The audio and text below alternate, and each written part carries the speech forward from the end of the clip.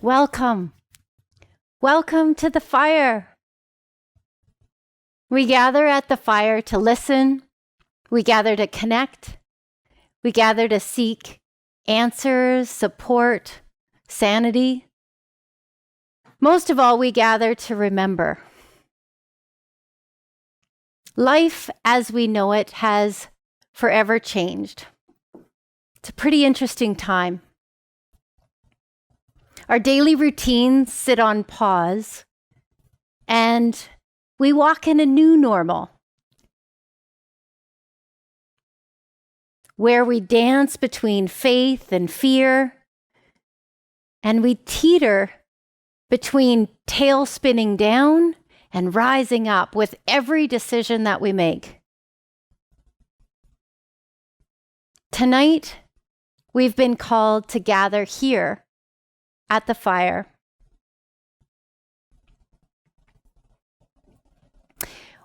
We are gathered on the traditional lands of the Squamish First Nations, and I ask you to pause for a moment and reflect on the lands on which you call home. I'm Charlene SanJenko, and I'm your host for this evening. I'm an Indigenous woman, a wife, a leader, a stepmother. I'm a daughter, a sister, an auntie, a cousin. I'm a mentor and a friend. I'm a bridge between two cultures of our country. I'm a social impact entrepreneur and a media visionary. I'm a former two-term politician and a community economic development enthusiast. I spent the past 2 decades exploring the expansion of human potential to build a deeper, richer, more meaningful experience of life.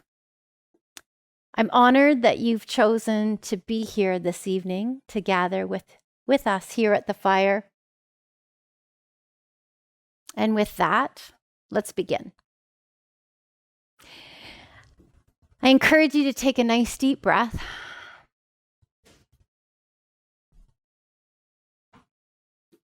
Open your heart and open your mind.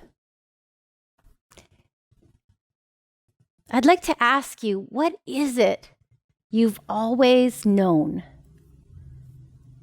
Perhaps you're being called to remember it at this time, but what is it that you've always known?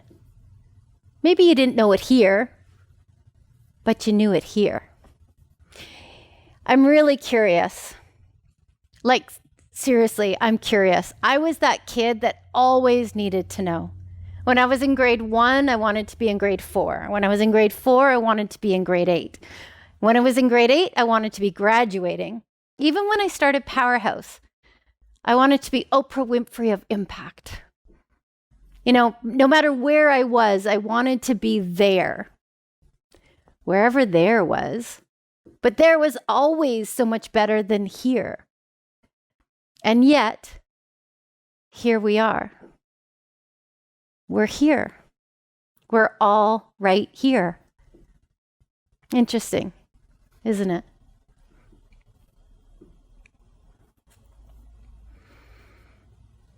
Can you feel us here? Can you feel us, even virtually? I invite you to connect with this moment, and I invite you to connect in this moment.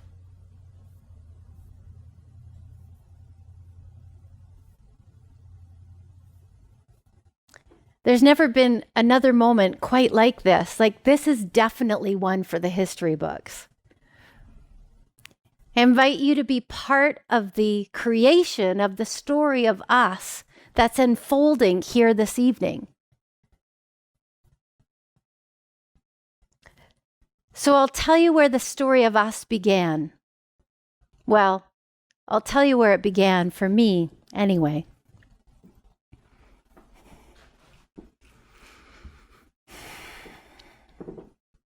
I was born in September of 1969 in my home territory of the Shuswap First Nations.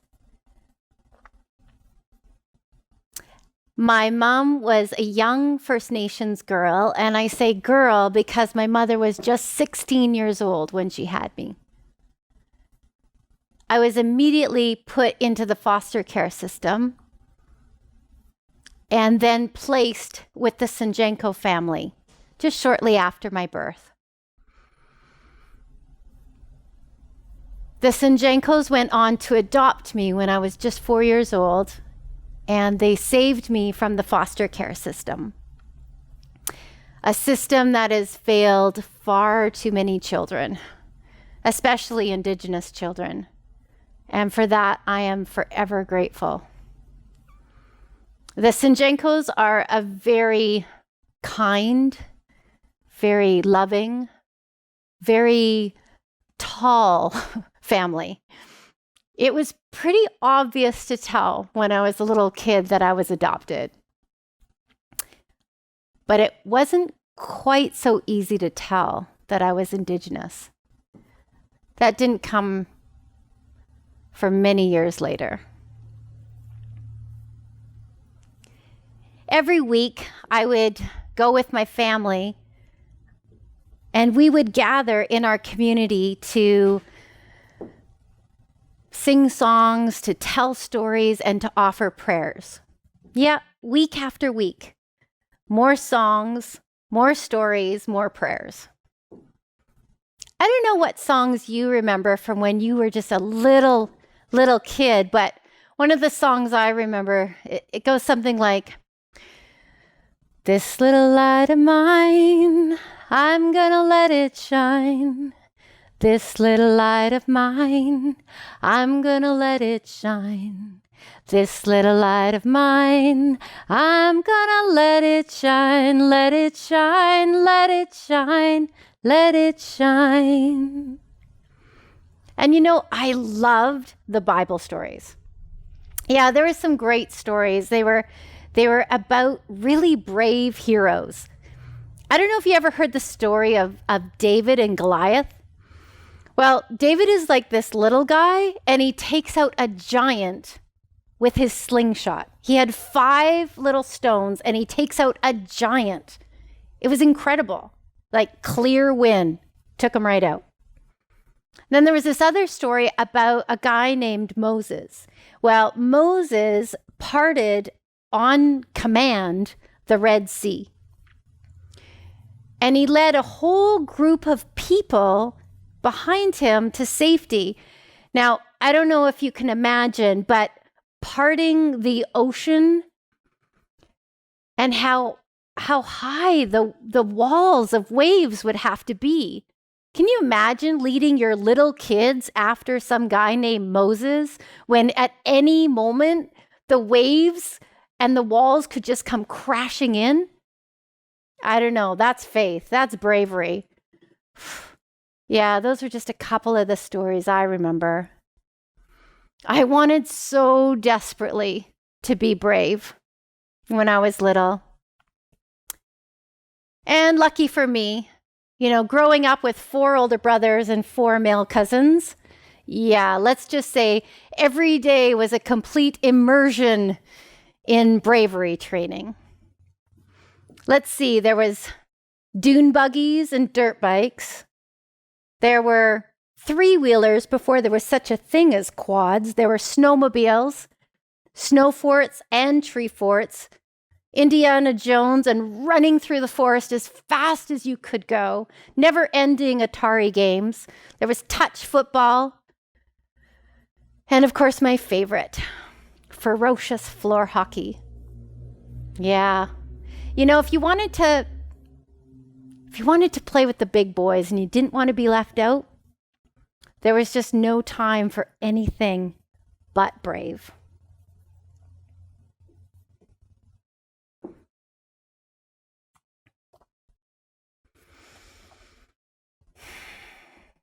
I remember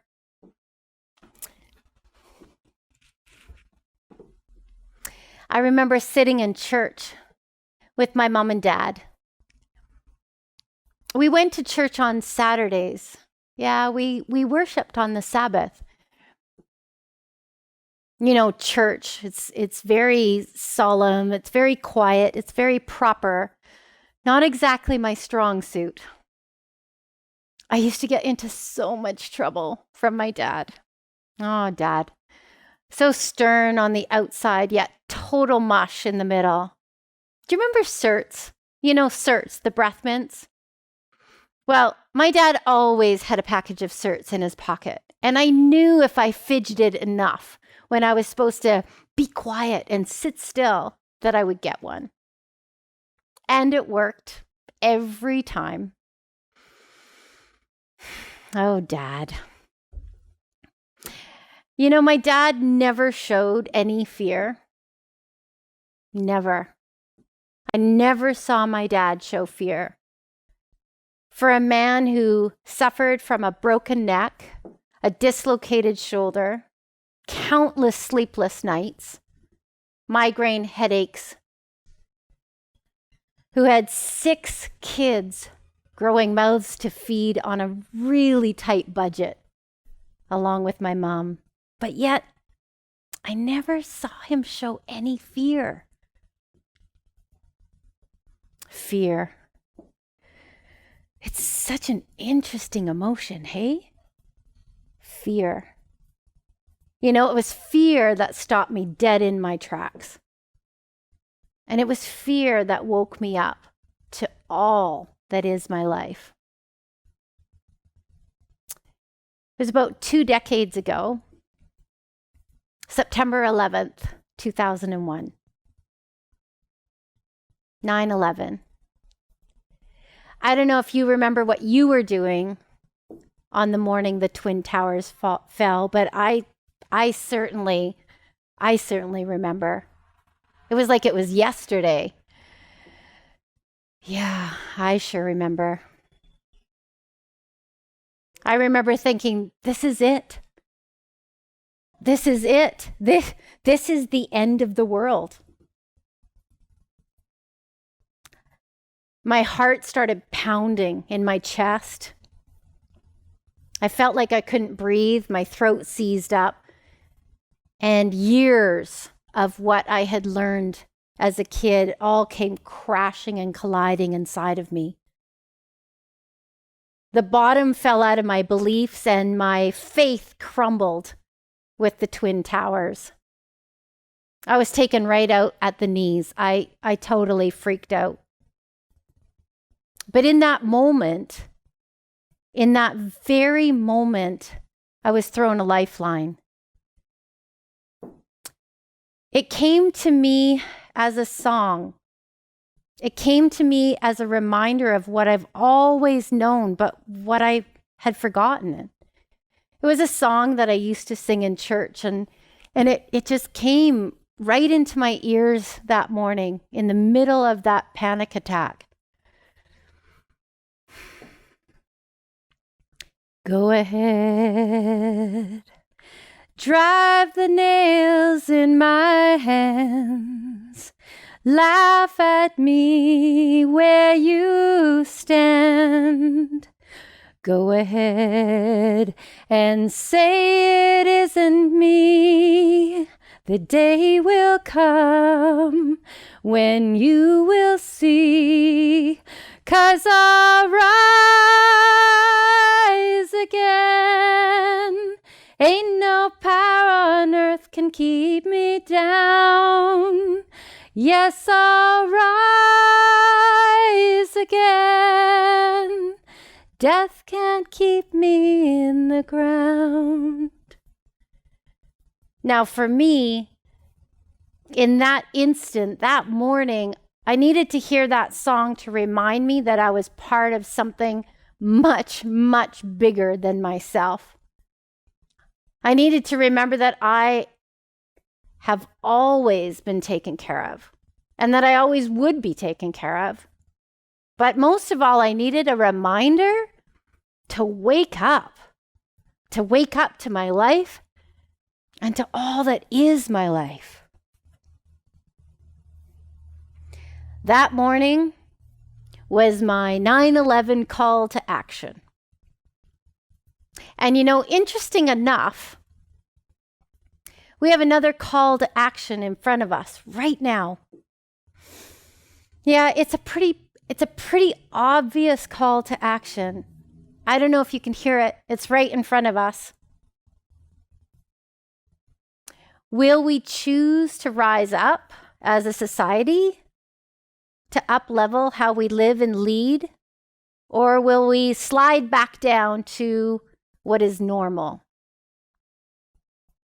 Will we choose to take care of each other, of our families, our communities, of our world, of Mother Earth? I'm so curious. I just need to know.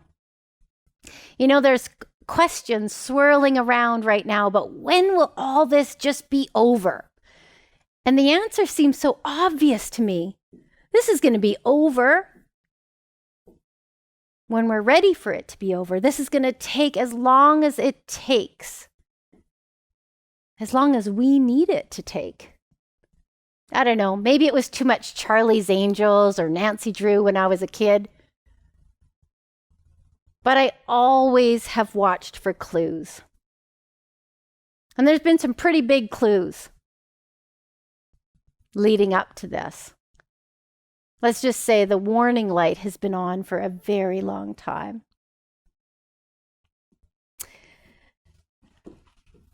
Yeah.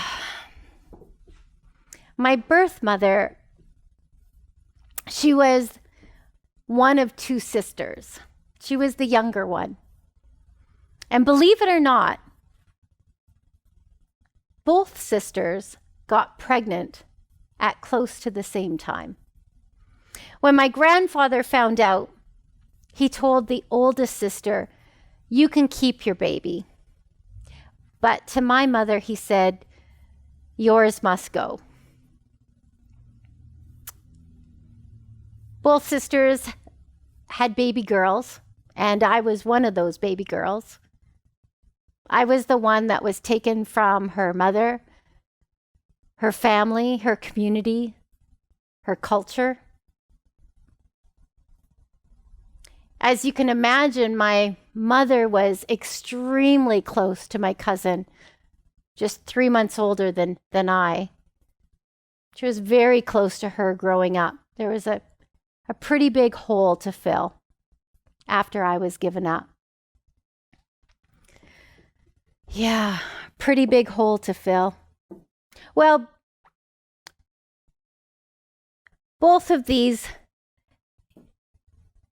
babies grew into young women, and the young women grew into adult women in different communities with different lives.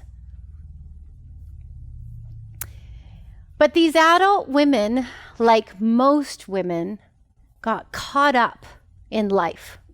Yeah, they got caught right up in the doing of life, caught up in the drama and the distractions, caught up in autopilot, practicing habits that really don't serve us. I mean, they don't serve the greater us.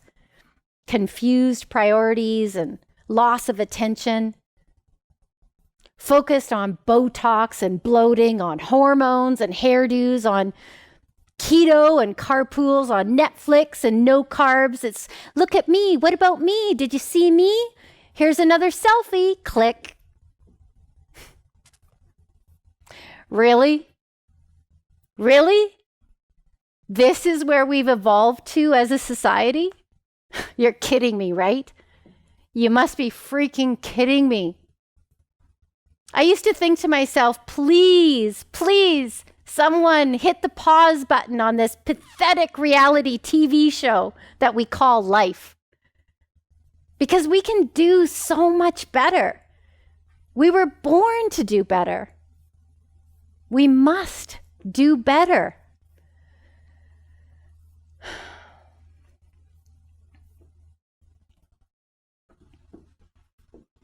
Years ago, I needed to know something really important. Yes, again. I'd heard about this amazing woman. She'd raised over $300 million all on her own. And she was going to lead her organization to make a tremendously positive shift in her industry. Well, I needed to know how she was doing it. So I headed out to Calgary, Alberta, and I got a meeting with her. It was first thing on a Friday morning. It was the only time that I could fit into Suzanne's schedule. And I got there bright and early. I did not want to be late. In fact, I even beat her there. When I arrived and I was sitting in the reception area, I remember looking around and I remember thinking, oh my goodness, it's so warm and welcoming here. I would love to work here. Well, when Suzanne came walking in, she had her bike helmet on under her arm, and she apologized for running late. She had just biked across the city after an early morning breakfast meeting, and she quickly was trying to change kind of almost in front of me from cycling mode to office mode. Somehow she did it. And in that moment, I smiled to myself and I thought, she's just like me. She's just like me, trying to fit it all in. I took a deep breath and my nerves began to settle. Suzanne led me to a corner office and we got ready for our meeting. I was ready. I only had 30 minutes and I was going to pick her brain. I was not going to waste any time. At least that's what I thought. When we got into the meeting room and we started the conversation, I was totally thrown off my game. She pulled up her chair and she sat extremely close to me. She leaned in, she grabbed my hand and she looked right into my eyes and she said, "Tell me, Charlene, what is it you're afraid of?" Well, I pulled back a little bit and I tried to make a bit of a joke because she caught me off guard and I was kind of uncomfortable, but she would have nothing of it. She pulled me in close again and she said, "What are you afraid of, Charlene?" It was like she looked right past me, down into my soul. And she saw right through me. Well, my response surprised me. My eyes welled up with tears and I started to get really emotional. And all I could get out was, I blurted out, "It's so big." That's all I could get out. "It's so big." And I started to cry. I said, it's so big. The potential of the impact that I want to make is so big, I don't think I can do it justice. And then I just started crying, like it was an ugly cry. I was so frustrated. It was not the impression that I was looking to make. And Suzanne, she just let me cry. She never once tried to fix it or rush me. She just let me cry.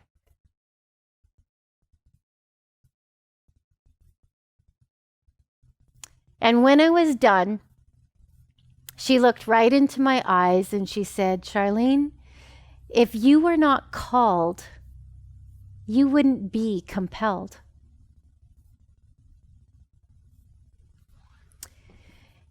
If you were not called, you wouldn't be compelled.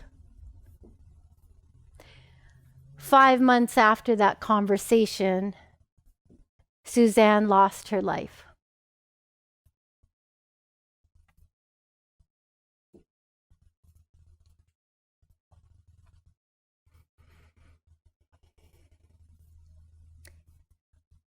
We don't know how long we have. It's what we do with it while we're here that matters. Sometimes I wonder if Suzanne was here tonight, and if she was to ask us that same question, what are you afraid of? If she was to look right through us, through all the busyness and all the bull, and look right into our soul and say, what is it you're afraid of right now? I'm curious what your answer would be. I know my answer would be, it would be the same, except bigger. It's like intensified. Because here's what I believe. I believe if we weren't the generation that was strong enough, adaptable enough, conscious enough, flexible enough, innovative enough, alive enough, if we weren't the generation that was meant to shift humanity into a higher level of what it means to be a human being, I don't believe that this would be happening to us right now. I don't believe that this would be happening for us right now. That's what I believe. Yeah, and of course I'm afraid. Yeah, I'm afraid. I'm afraid of dying. I'm afraid of my husband dying. But more than that, I'm afraid of dying without having fully lived, without squeezing every ounce of awesomeness out of this experience that we call life. So if my fear of dying holds me to the fire that is my life and all that is my life, then I say, bring it on. And yep, I am afraid of getting sick. I'm afraid of getting really, really sick. I'm afraid of losing my ability to run and hike, to lift and ride, to hug and work and contribute. Of course I'm afraid. But if my fear of disease helps me to prioritize my health and my self-care, it helps me to take my social distancing precautions seriously. It helps to remind me viscerally to be grateful every single day for this body, this vehicle that I've been given to use in this lifetime. If my fear of disease does all of that, again, game on.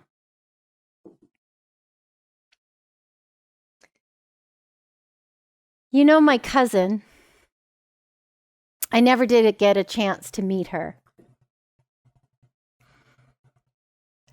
My cousin died 3 years ago. She was a victim of a murder-suicide. She was killed by her husband on the reserve where she grew up, where we both should have grown up. She stayed, I left. She died, I lived. Her name and her memory added to the growing list of murdered and missing Indigenous women in Canada. My life is a gift.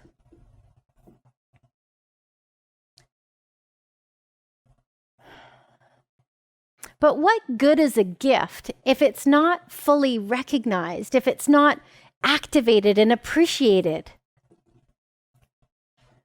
So, are you in or are you out? Are you alive? Are you numb to life? Are you awake or are you asleep?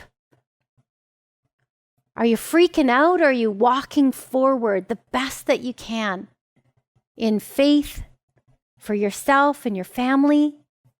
Are you in the game or are you on the sidelines? Because there isn't any in between. This is life. Ready or not, this is life. This ain't no dress rehearsal. Right here, right now, this is life. And we're being called to wake up to all that is our life.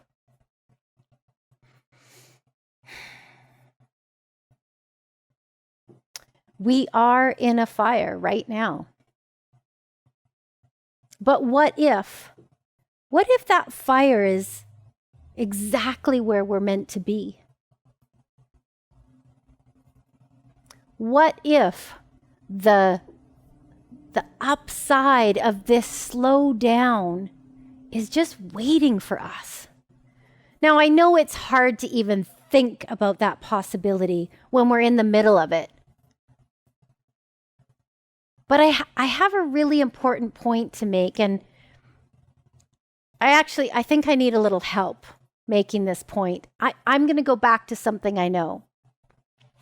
Sometimes the easiest way to make a point is through a simple story. It's like back to the Bible stories, right? So I'm going to introduce you to someone who's going to share a story with you. This is her story. I'd like you to meet Nika. She's got a story to tell us that's going to help to unpack this a little bit. Well, as the story goes, Nika's village was in turmoil. Oh, yes. Uncertainty was in the air. People were on high alert.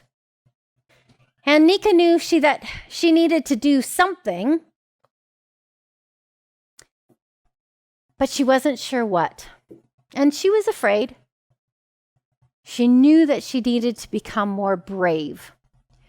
So she decided to visit the bravest woman she knew. And that was the village fire dancer. Yes, the fire dancer. When she arrived, the fire dancer said, "Nika, what are you doing here?" "Well," said Nika, "I need to be brave. My village needs me and I'm afraid." The fire dancer said, "Nika, we're all afraid. Fear is a natural thing. That's how we're wired. But it's what we do with our fear that matters. When we're afraid, we need to acknowledge our fear. We need to use it wisely. We need to thank it." "Thank it?" said Nika. "Nika, come with me. I want to show you what I mean," said the fire dancer. So she led Nika to the middle of the village where there was a very large fire pit. And over the fire pit, right in the center of it, but raised above it, was a big teeter-totter. And that's where the fire dancer would dance. Well, the fire had been burning for most of the day, so the flames were actually quite significant. Fire, explained the fire dancer, is the very essence of our life. It's our spark, it's our energy, it's our flame, it's our life force. But fire can also take our life. Fire, much like fear, is misunderstood. Fear is also the very thing that can unlock more potential in your life. Nika had absolutely no idea what the fire dancer was talking about. So the fire dancer said, "I want to show you what I mean, Nika. Watch me." So carefully, skillfully, and respectfully, the fire dancer approached the fire and found her place in the center of the teeter-totter with her feet on either side of the center point, the center fulcrum. And she began to sway side to side. She began to dance in the fire. Nika, she said, when you're in the middle of crisis or chaos, your fear kicks in. Because it's meant to. What happens is all your senses come alive. You become fully alive. You call all of yourself to that situation, your very best self. And you also call for help from those you need, those in your community, and also those that you can't see on this physical plane. Now that, Nika, that is powerful. You see, fear is the very thing that triggers this fullness and aliveness that is just waiting to be called for. Well, Nika only spent a short amount of time with the fire dancer that day, but her head and her heart, they were very full. The next morning, she came back to the fire dancer, and she was totally dressed up. She had a fire safety suit on. She had a helmet, a mask. She even had a cool, damp cloth for her nose and her mouth so she could breathe. When the fire dancer saw her, she said, "Nika, what is all that for?" "Oh," said Nika, "well, I'm very prepared today. I am going to master the fire."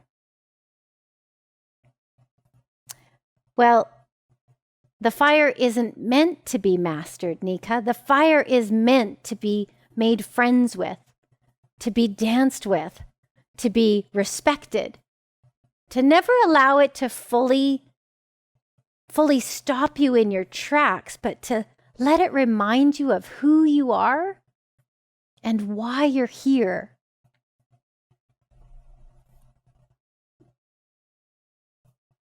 Nika must have had a puzzled look on her face because the fire dancer said, "Come, Nika, come sit with me for a minute by the fire.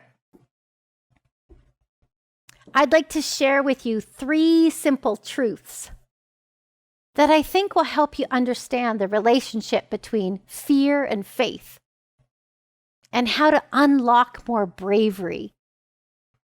Oh, Nika nodded. That would be great. Truth number 1, find your feet. Now, it might sound a little silly, Nika, but when you're scared, find your feet. Find your footing. Remember what you stand for. Remember what you've always known. Your values, your beliefs, your hopes, your dreams. Remember who you are. Find your feet. Truth number 2, stand in the gap.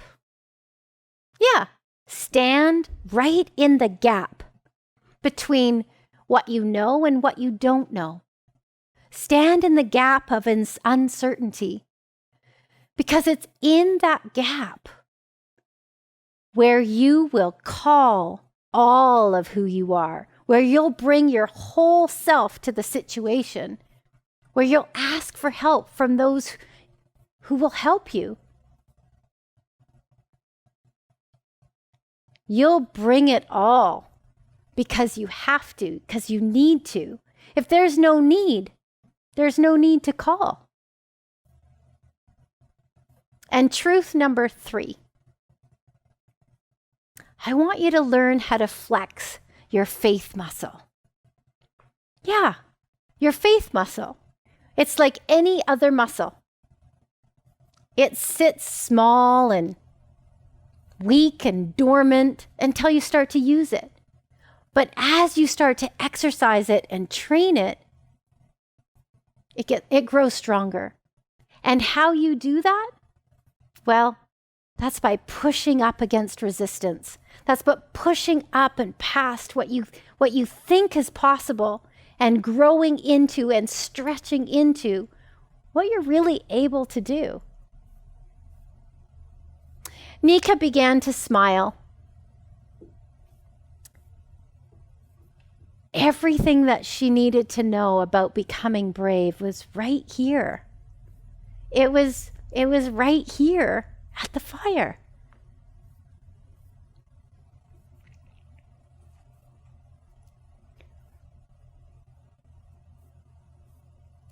In closing this evening, I want to invite you to dance on my feet. Together, we're going to center ourselves right in the middle of that teeter-totter, and we're going to face our fear right in the middle of that fire. We're going to make friends with it. Now, if you don't feel that you're up to dancing for yourself, I want you to dance for her. Now, I don't know who she is for you, but I'm willing to bet that you do. I'll tell you who she is for me, and maybe that'll help. Okay? Tonight, I dance for my grandmother. Yeah, I dance for her. My grandmother was the victim of the residential school system. She was abused physically, mentally, emotionally, sexually. I dance to honor and remember her with great respect. Her life was not in vain. Her life made my life possible. My life is such a gift. Tonight, I dance for my cousin. I dance for her. Her life was taken far too young. I dance for all the murdered and missing Indigenous women. I dance to honor and remember all of them. Tonight, I dance with young Nika, that insatiably curious Indigenous preteen who I never got the chance to be. And tonight I dance with my daughter, the daughter that I never had in the toughest decision of my adult life. I dance with her daily in devotion and dedication to this work. She is my powerhouse. And I dance for your daughters, your granddaughters, your goddaughters, your nieces, your neighbors, your family. I dance for our family, and I dance for our future.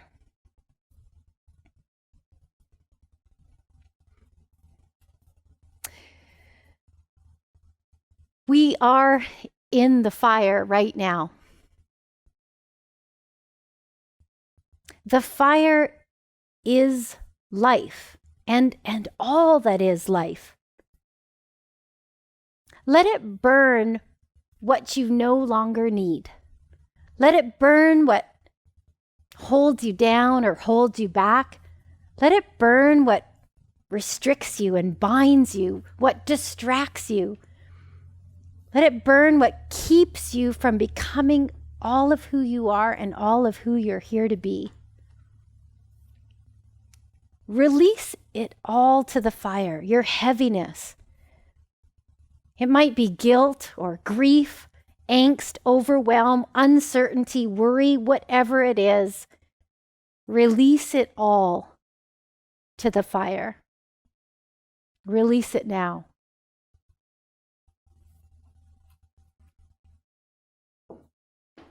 We have two choices: to lose hope, or what if? What if we were born for this? For this, right now. The crisis, the chaos, the cries for help. What if we were born for this? The next decade is yet to be written. Each action, each decision creates a ripple. We decide how our fate will look. We decide. If you were not called, you wouldn't be compelled. If you were not called, you wouldn't be compelled.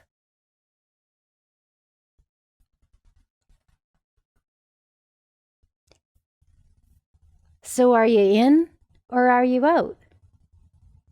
Because I just need to know.